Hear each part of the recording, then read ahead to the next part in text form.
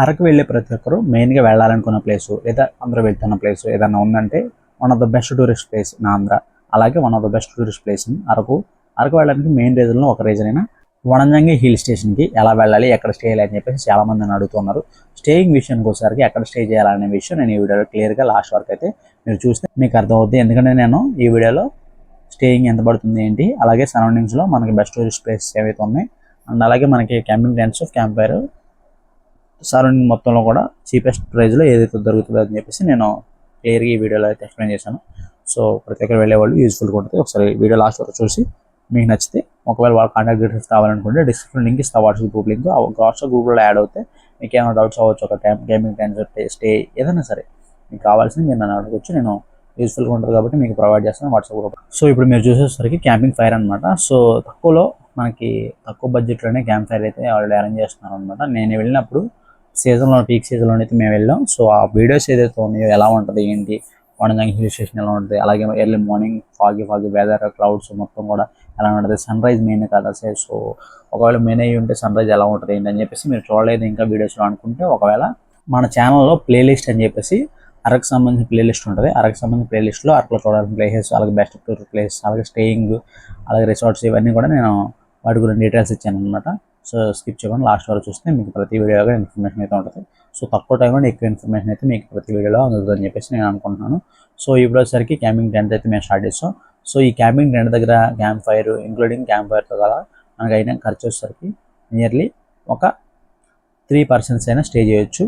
So price విషయానికి వచ్చేసరికి మాకైతే 700 పడింది. యాక్చువల్గా టెంట్కి వస్తారు 500, 200 వచ్చేసరికి ఒక ఈ క్యాంప్ ఫైర్ ఏదైతే ఉందో అది వేయడానికి. ఎందుకంటే పర్టికులర్గా ఈ క్యాంప్ ఫైర్ వేయడానికి వాళ్ళు ఇవన్నీ కూడా అరేంజ్ చేస్తుంటారు.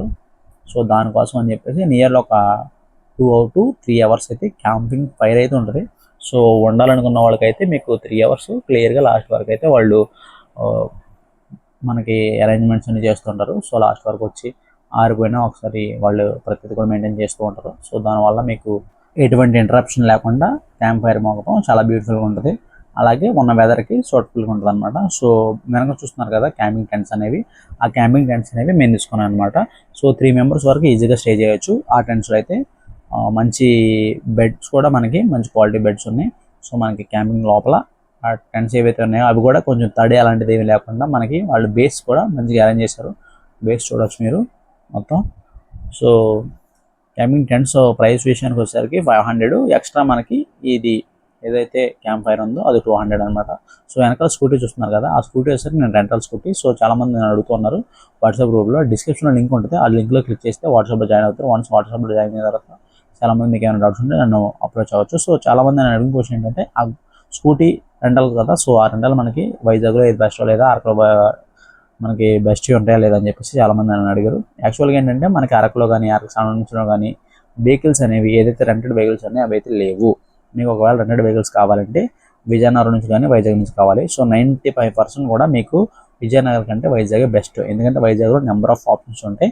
లేదా మీరు విజయనగరం నుంచి అయితే చాలామంది అంటూ ఉంటారు ఏంటంటే విజయనగరం దాటే కదా మనం అరకు వెళ్ళేది, సో విజయనగరంలోనే తీసుకెళ్తే మనకు కొంచెం తక్కువ డిస్టెన్స్, అలాగే తక్కువ కిలోమీటర్స్, పెట్రోల్ కూడా కలిసి వస్తుంది అని అనుకుంటూ ఉంటారు. కాకపోతే విజయనగరంలో ఏంటంటే మనకి less chances to get bike ఏదైతే ఉందో బైక్ రెంటల్ అవ్వచ్చు, స్కూటీ ఏదైనా సరే చాలా తక్కువ ఉంటాయి అనమాట రెంటల్స్కి. ఒకటి లేదా 2 అయితే మాత్రం ఉంటే ఎక్కువైతే ఉండవు.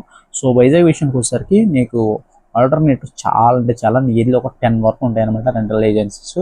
సో రైల్వే స్టేషన్ సరౌండింగ్స్లోనే మనకి నియర్లీ ఒక రైల్వే స్టేషన్ నుంచి 100 kilometers సరౌండింగ్స్లో మాత్రమే మనకి 3 బైక్ రెంటల్ ఏజెన్సీ ఉన్నాయి. అలాగా మీరు ఇంకా ఓవరాల్ వైజాగ్లో అయితే ఇంకెన్ని ఉంటాయో ఒకసారి అబ్జర్వ్ చేయండి. నియర్లీ ఒక 10 అయితే ఉన్నాయి. సో వాటిలో బెస్ట్ ఏంటనేది నేను వాళ్ళ నెంబర్స్ అనేది నేను వాట్సాప్లో డిస్క్రిప్షన్లో జాయిన్ అవ్వండి. డిస్క్రిప్షన్లో లింక్ ఉంటుంది, అది జాయిన్ అవ్వండి. జాయిన్ అయిన తర్వాత నీకు వాట్సాప్లో ఏమైనా డీటెయిల్స్ కాబట్టి నేను వాళ్ళు అన్ని అప్రోచ్ చేస్తాను, ప్రొవైడ్ చేస్తే మీరు అప్రోచ్ అవ్వచ్చు. సో నేను షేర్ చేసింది అయితే ఇదనమాట. సో నేను షేర్ చేసిన దగ్గర ఓన్లీ క్యాంపింగ్ టెంట్స్, క్యాంప్ ఫైరే కాకుండా ఒకవేళ లేడీస్ వచ్చాం, ఫ్యామిలీస్తో వచ్చాం, కొంచెం ప్రైవసీ పరంగా కావాలి అనుకుంటే మీరు అక్కడ వాళ్ళ దగ్గరే రిసార్ట్స్ రూమ్స్ ఉన్నాయి, అవి కూడా మీరు చూస్ చేసుకుని మీరు దాన్ని కూడా వాడుకోవచ్చు. లేదా మీకు ఇలా 3 members కాకుండా ఒక 20 members లేదా 25 members లేదా 15 members 10+ members ఏదైతే ఉన్నాయో గ్రూప్ ఆఫ్ బ్యాచులర్స్ వచ్చాం లేదా కాలేజ్ స్టూడెంట్స్ వచ్చారు అనుకుంటే వాళ్ళు తగ్గట్టుగా పెద్దకి అంటే చిన్న తక్కువ మందికి చిన్నదే, ఎక్కువ మందికి పెద్దదే అని చెప్పేసి వాళ్ళ దగ్గర సైజెస్ కూడా డిఫరెన్స్ ఉన్నాయి. సో ఇది వచ్చేసరికి మీరు చూసేది 3 మెంబర్స్కు.